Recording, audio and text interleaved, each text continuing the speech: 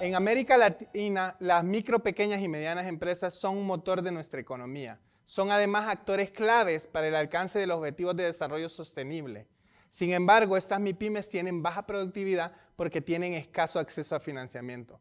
La brecha de financiamiento ha sido estimada por el BID en 12 billones de dólares.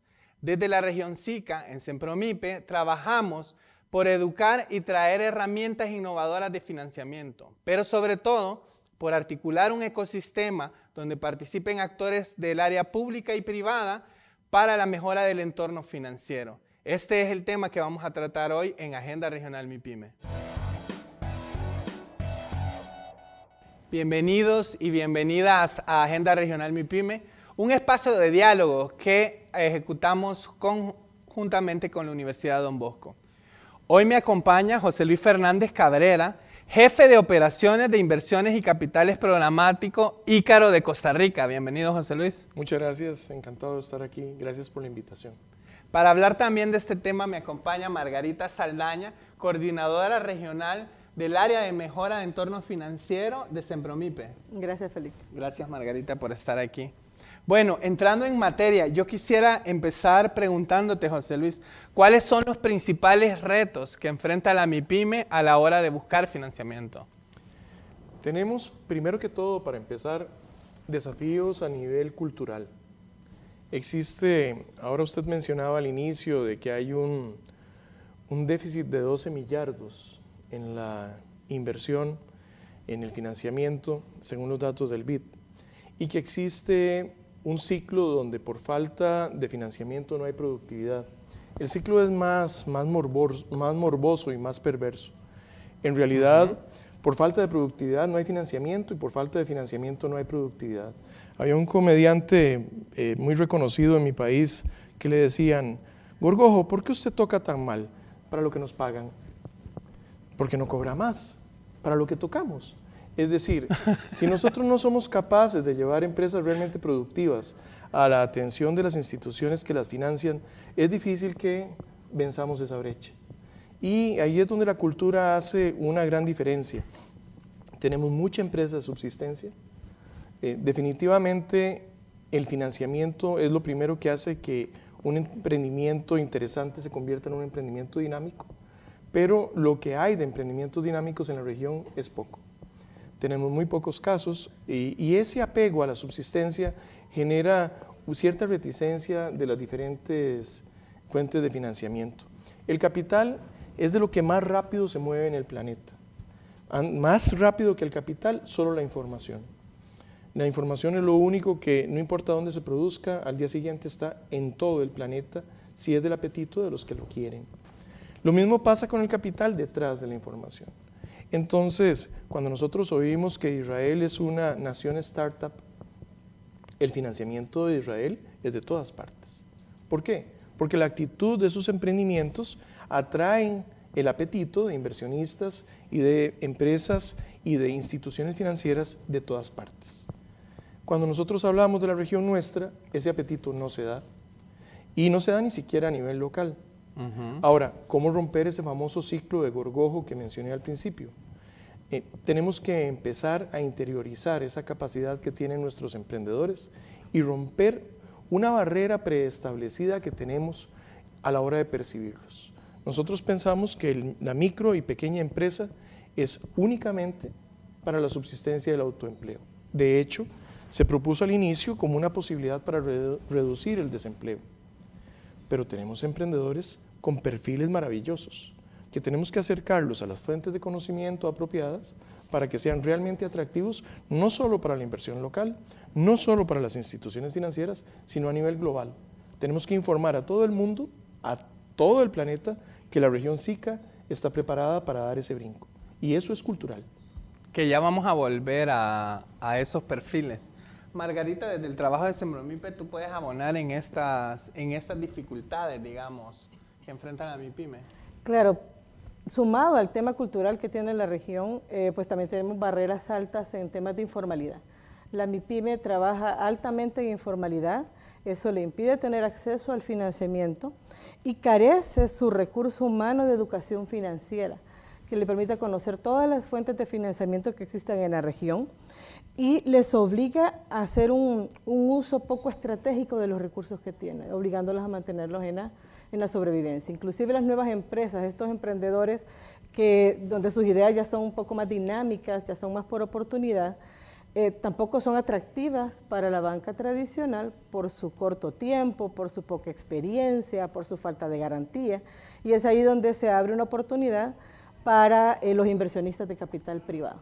Es donde ellos ya pueden aportar con dinero y conocimiento a cerrar esa brecha que hoy por hoy los emprendimientos no pueden acceder, por los que no pueden acceder a financiamiento. Planteado ya el problema, ¿cuáles son los ejes más importantes del trabajo del órgano regional en el tema de mejora del entorno financiero? El área de mejora del entorno financiero desde la Agenda MIPYME, el Consejo Directivo de Sempromipe haya autorizado 2 líneas estratégicas, 2 líneas grandes, una que va a tratar el tema de incidencia en política pública y la otra en herramientas que incidan a mejorar el entorno financiero. En el tema de incidencia básicamente es abrir un espacio de diálogo. Sempromipe tiene un rol de articulador con una banca central, con superintendencias del sistema financiero, con el sector privado, con entidades MIPYME, articulando y generando este espacio de diálogo que promueva política pública. Del lado de herramientas, pues tenemos todo el tema de ejecutar fondos de inversión, matching grant, que posteriormente vamos a explicar un poco más sobre eso, pero también tenemos el tema de educación financiera, ahí sí somos más promotores.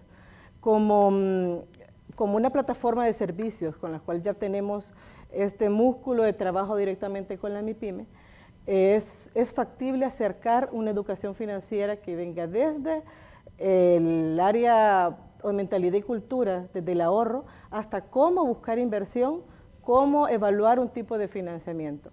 Desde las líneas de estrategia y de las herramientas de la mejora para el entorno financiero, específicamente y que atañe un poco más a este programa, es las herramientas o la ruta de dinamización para la inversión ángel.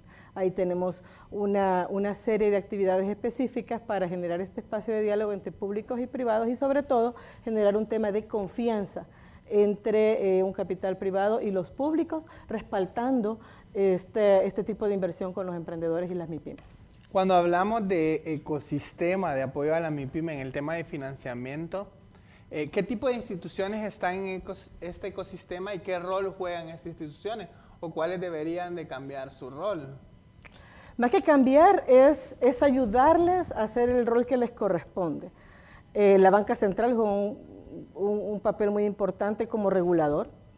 Las superintendencias pues velando que este sistema financiero pues sea sano. En la región tenemos los ministerios de Economía promoviendo inversión privada. Las entidades MIPYME mejorando las capacidades y las condiciones de las MIPYMES y de las personas empresarias para que mejoren su perfil empresarial y logren acceder a estos recursos. Pero no podemos dejar de lado también a todo el sector privado, la banca tradicional y estos nuevos banqueros que ahora están disruptiendo con temas de nuevas tecnologías en servicios financieros.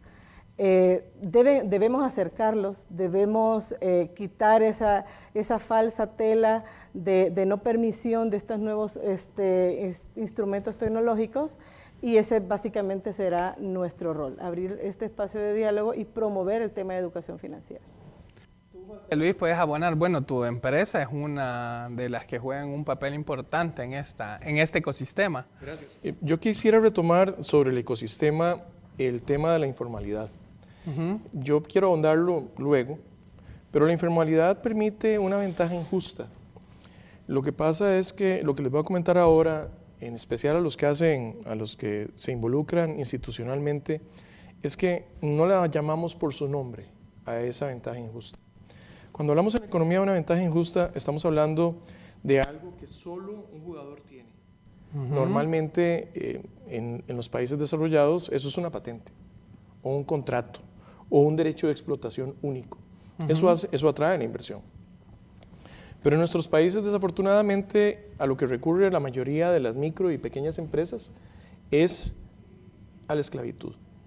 Y yo sé que suena raro hablar de esclavitud en nuestros países a estas alturas. Ajá. Pero cuando usted tiene una persona que trabaja hasta las 10 de la noche, se levanta a las 3 de la mañana asustada a hacer cuentas, se paga la mitad del salario, está en la informalidad, no cumple con las garantías sociales, no cumple con lo que le pide el Estado, lo que tiene es un esclavo, aunque sea él autoempleándose.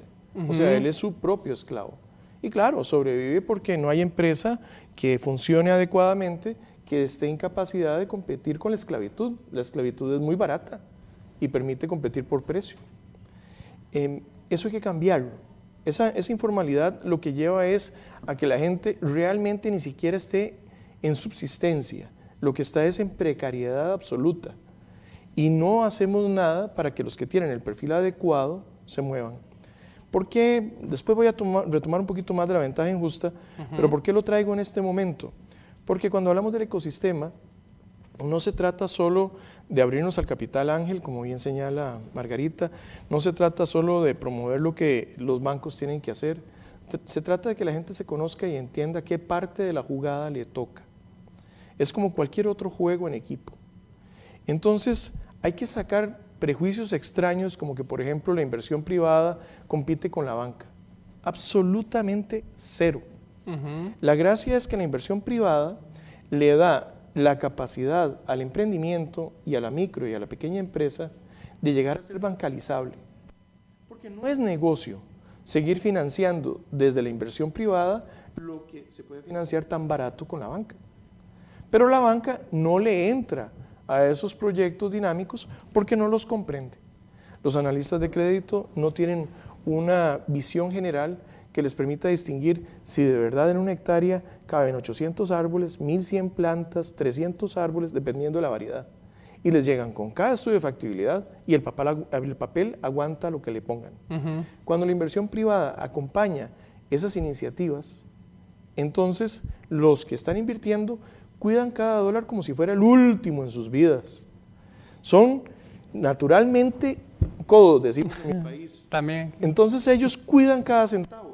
En esa lógica, los demás pueden saber de que su dinero va a ser cuidado. Los matching grants, sucede lo mismo.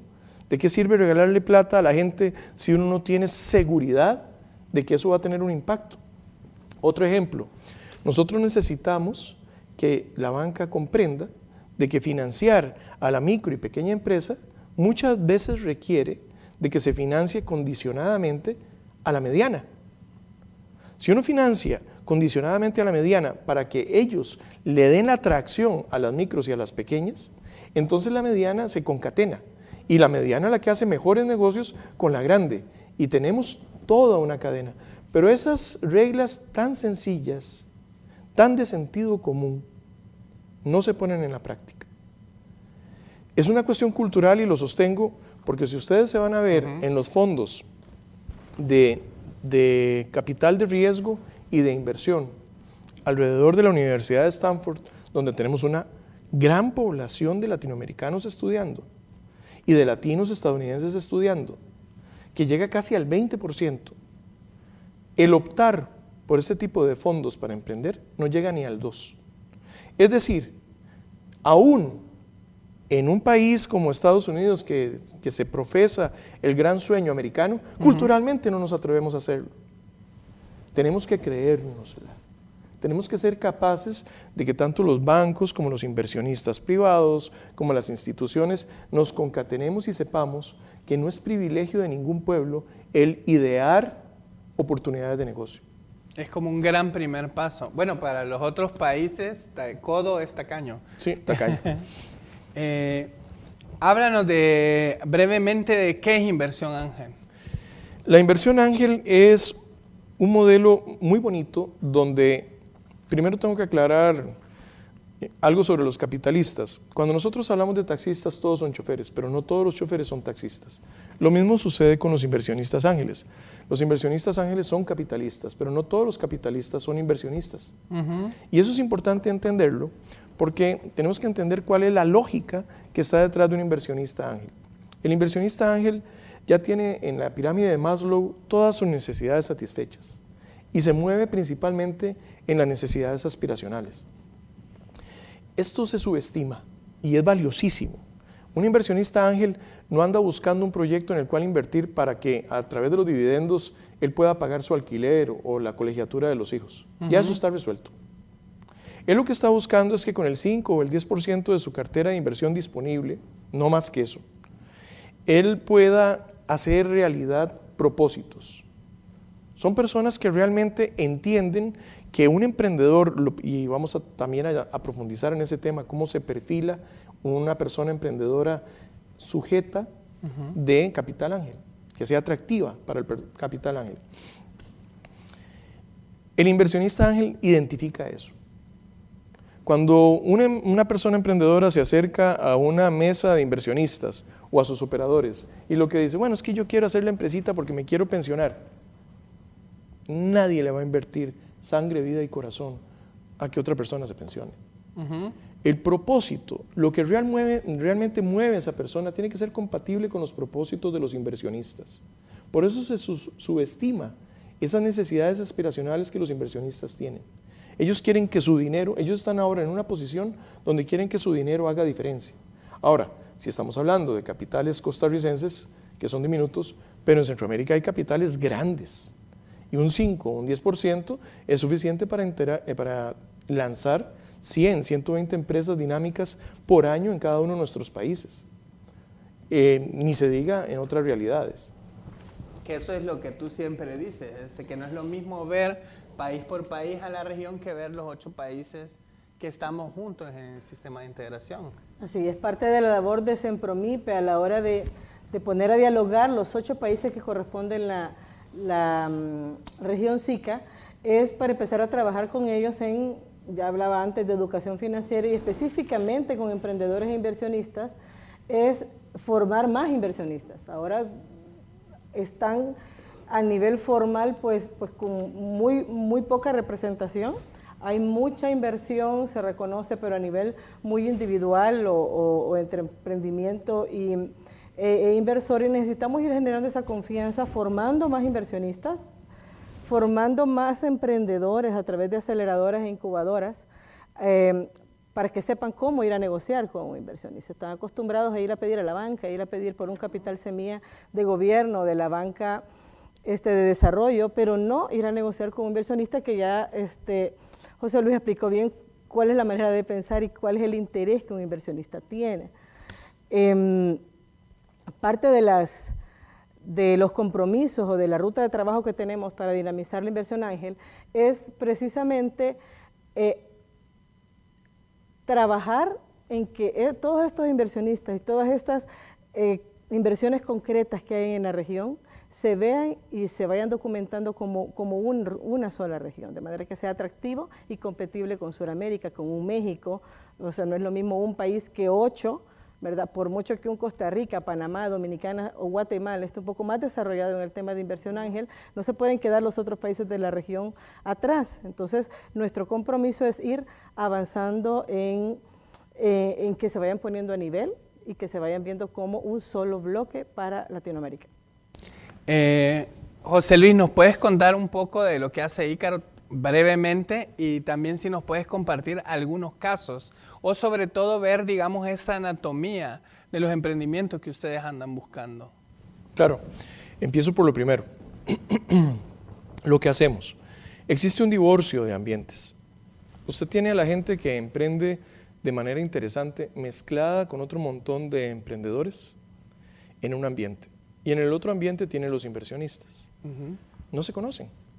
Y la razón de por qué no se conocen, y voy a poner un solo ejemplo, típico, característico, que se da en más del 90% de las encuestas que hacemos al principio de eventos y concursos. Nos hemos dado la tarea de hacerles 3 preguntas sencillas a los emprendedores y a las emprendedoras. Y más del 90% cuando les hablamos de financiamiento solo tienen crédito bancario en la mente, lo que decía Margarita. O sea, es lo más curioso sobre la faz de la tierra. Es la menos efectiva de las maneras para financiarse. Es la que más conocen. Y es la que más buscan y es sobre la que generan más presión, además volviéndola más cara. Porque mientras usted más quiere algo, más caro se lo cobran. Entonces los bancos además se dan el gusto de cobrar como sea. No es que sean malintencionados, es una ley de oferta y demanda. Pero vamos a ver un ejemplo característico. Logro por casualidad jalar 1 o 2 inversionistas a una presentación de proyectos, por ejemplo, de Yo Emprendedor. Y cuando se les hace la pregunta, ¿usted cuánto capital requiere para entrar en el mercado? Dicen, yo necesito $50,000. ¿Y qué gano yo?, le dice el inversionista. Y le dice, yo le puedo pagar una tasa del 12%. Por Dios, eso se lo paga un portafolio inmobiliario sin arriesgarse en una empresa y con garantías reales. El inversionista no anda buscando una tasa de interés. El inversionista anda buscando un proyecto tan prometedor que cuando crezca genere plusvalía. Y lo que quiere a cambio son acciones. Pero ese vocabulario no está.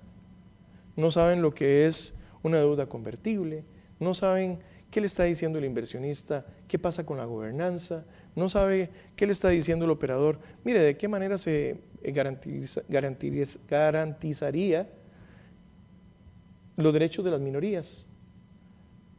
O sea, ¿cómo haríamos para hacer acciones en tesorería? Todo ese vocabulario no lo tienen. Entonces, esa única vez que uno logró llevar 1 o 2 inversionistas a una actividad de estas, fue suficiente y basta para que no vuelva. Entonces los ambientes se convierten en mundos aparte, absolutamente divorciados. Bueno, ese es mi trabajo. Nuestro trabajo es unir esos 2 ambientes. Nosotros vemos entre 650 y 700 iniciativas por año.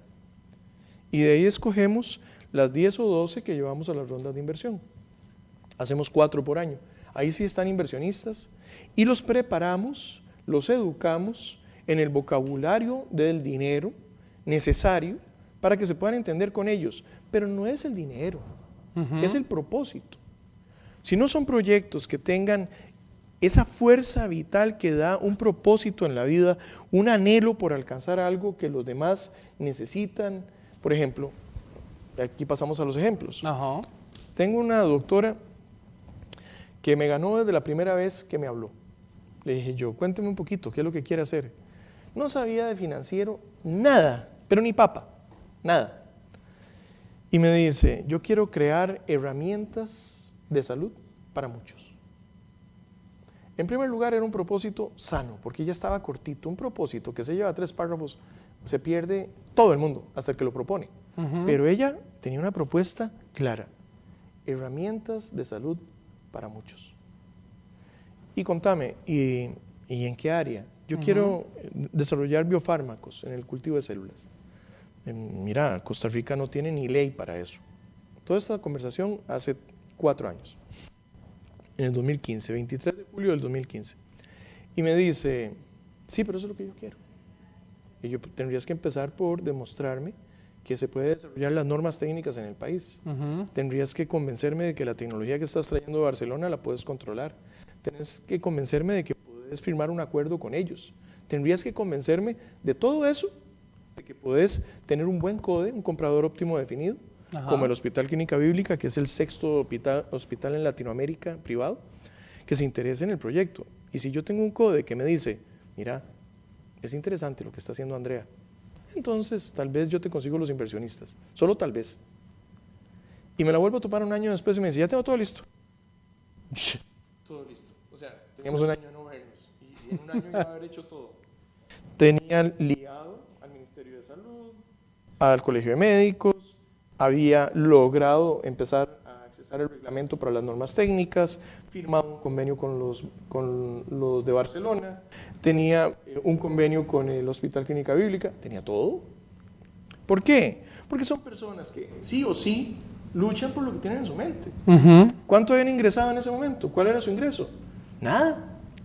Pero fue presentárselo a los inversionistas. Hicieron química, les gustó el propósito y le han venido invirtiendo sostenidamente. Pero los inversionistas, Ángel, tienen otra característica adicional. Ellos no solo dicen sí con su bolsa, que ya es un sí importante, sino que además aportan su conocimiento, su tiempo. Entonces, tenemos personas de muy alto calibre, invertidos, que le dedican más tiempo a la empresa de Andrea que a sus propios negocios, porque están emocionados, porque les gusta lo que están viendo, porque se están dando cuenta de que están a nada de empezar a exportar células cultivadas, biofármacos, hasta Canadá, a traerse los servicios de salud a otro nivel en mi país. Todo por una sola persona, cuyo propósito es tan fuerte que ha movido incluso otros negocios alrededor. Ese es un buen ejemplo. Así le puedo dar más, pero ahora cuando hablemos un poquito más sobre el perfil de los emprendedores dinámicos. Pero hablemos de los perfiles, digamos, y si se te vienen ejemplos, porque ya tenemos que ir cerrando. Estamos mal de tiempo. Qué lástima, es que esto se puede hablar años. Sí, bueno, mira, hacemos otro programa, no pasa nada. Perfecto. Son tres requisitos. El primero de los requisitos es que definitivamente tengan claro su propósito. Cuando las personas vienen con propósitos muy tímidos, por más que uno les invierta, por más que uno les financie, la carrera va a terminar muy corta. Es al revés. Yo le llamo el accidente de la luna de miel. Si uno llega y tiene una muchacha de la que está terriblemente enamorado y uno le propone casarse con ella y que uno la va a llevar de luna de miel a París, y sucede un accidente, tal vez uno termine en Acapulco. Pero sucede que fue que se quebró una pierna y se le infectó, tal vez termine en Roatán. Y si no, termina aquí nomás, viendo las playas de Salinas, ¿se llama? No, aquí se... Salinitas, sí. Y ahí llegó la luna de miel. Pero si usted planea la cosa al revés, usted planea la luna de miel en Salinitas, tiene que ser muy raro el accidente para que usted termine en París. Es decir, lo primero que hay que hacer es ver que tengan la mirada en lo alto. Las personas que tienen la mirada clavada en el piso no nos van a llevar muy lejos. Para ellos hay que generar economía. Pero es una pirámide. Necesitamos 1 con mucha mirada, 2 con mirada media, 10 con mirada más o menos, y abajo todos los demás sustentando esa pirámide. Entonces todos vamos a ganar. Lo segundo es que tengan un CODE. Si no tienen un comprador óptimo definido, entonces es el Club de Ángeles el que tiene que jugar de experto. Eso me gusta y pienso que puede salir. Eso no va a suceder. O sea, usted nunca va a encontrar a mis operadores. Yo soy el jefe de operaciones, tengo 4 operadores y ninguno de mis operadores va a meter las manos en el fuego por un emprendedor. Ninguna persona emprendedora se va a topar con que el operador o la operadora va a llegar y le va a defender ante los inversionistas. Lo que tiene que llevar es una confirmación real del CODE, que dice que en este caso el Hospital Clínica Bíblica está muy bueno el proyecto de Andrea. Nosotros lo podemos parametrizar, podemos decir los hitos para que ustedes vayan invirtiendo, porque eso tiene salida al mercado y nosotros sabemos cómo. Entonces la ventaja injusta de Andrea, que es ese acuerdo que tiene con la gente de Barcelona y su capacidad para seguir desarrollando tecnologías alrededor, es una oportunidad para el CODE, es una oportunidad para ella y es una oportunidad para los inversionistas. Y la banca está esperando, ya la banca nos financió, en este momento tenemos financiamiento casi alcanzando a la inversión en equipos, porque ya se dieron cuenta de que era un buen negocio.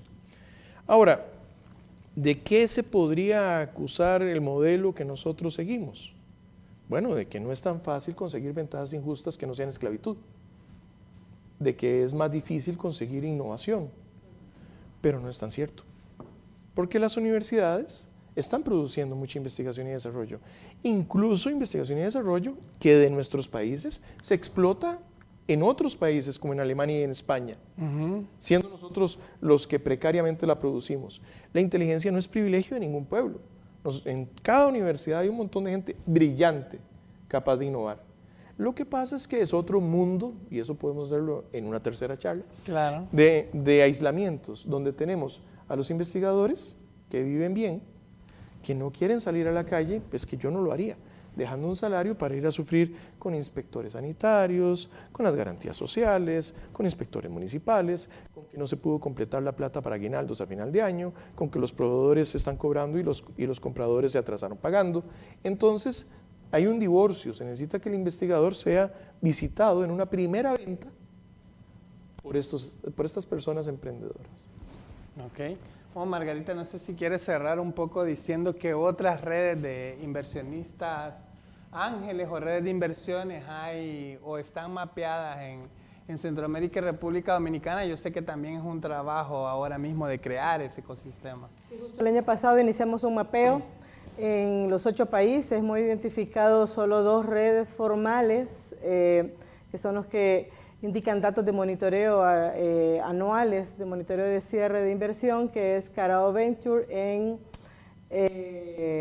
Costa Rica y Enlaces en República Dominicana. Pero luego al acercarnos a los privados nos encontramos como personas como José Luis, que tiene, digamos, todo un ejercicio, ustedes ya lo escucharon, de cómo, toda una metodología de cómo identificar emprendedores, identificar sus codes, todo lo que él ya nos estuvo comentando. Está Ícaro en Costa Rica, hemos identificado en Panamá Venture Club y la Ciudad del Saber, en Guatemala Pomona Impact y Alterna. Muchos de los fondos no tienen disposición para la región, solamente para cada uno de sus países, pero la labor de Sempromipe a la hora de difundir este tipo de oportunidades, a la hora de acercar este tipo de formación que ya José Luis explicó a los emprendedores en cada uno de los países, a través de los ecosistemas de capital emprendedor, pues vamos a ir presentando estas oportunidades que se van abriendo en la región. Cuando las rondas, y ahí quizás le pido brevemente a José Luis que nos diga cómo funcionan las rondas, cómo un emprendedor puede acceder rápidamente, porque ya nos dijo Félix que... Normalmente nosotros hacemos 4 rondas por año, de las cuales 2 son puras, esas no están abiertas al ecosistema, pero tenemos 2 abiertas al ecosistema, que se llaman rondas de los surgidos del ecosistema.